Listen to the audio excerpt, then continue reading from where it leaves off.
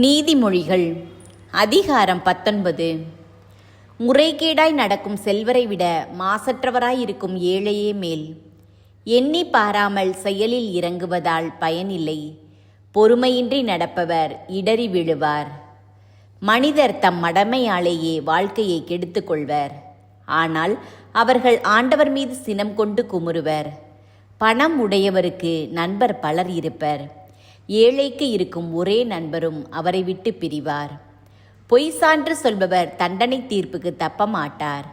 பொய்யுரையே கூறுபவர் தப்பித்து கொள்ள மாட்டார்.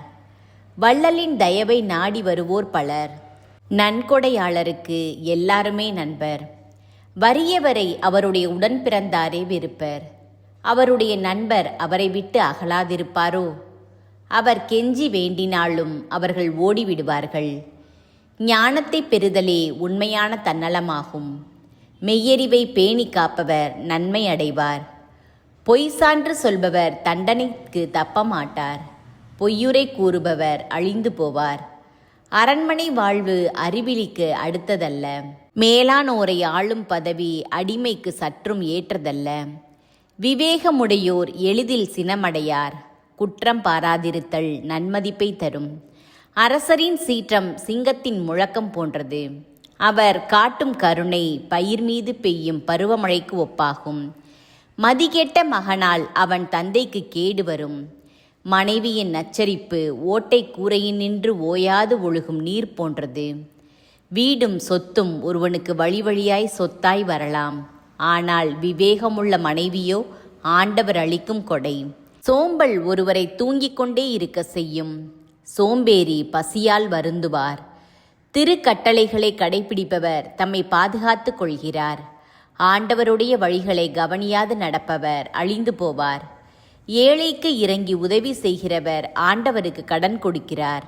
அவர் கொடுத்ததை ஆண்டவரே திருப்பி தந்து விடுவார். மகன் திருந்துவான் என்கிற நம்பிக்கை இருக்கும்போதே அவனை கண்டித்து திருத்து. இல்லாவிடில் அவன் கெட்டழிந்து போவதற்கு நீ காரணமாயிருப்பாய்.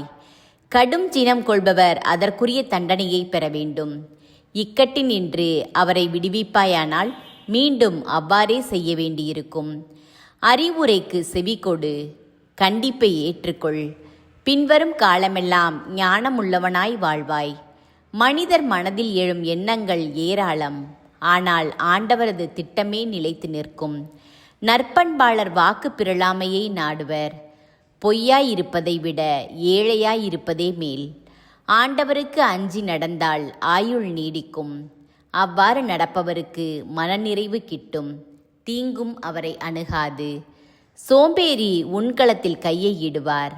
ஆனால் அதை வாய்க்கு கொண்டு போக சோம்பல் அடைவார். ஏளனம் செய்வோரை அடி.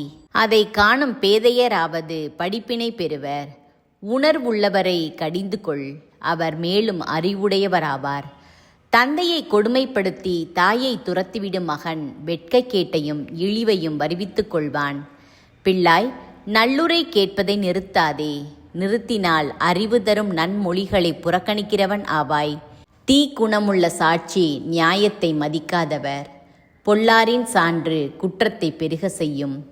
இகழ்வாருக்கு தண்டனை காத்திருக்கிறது.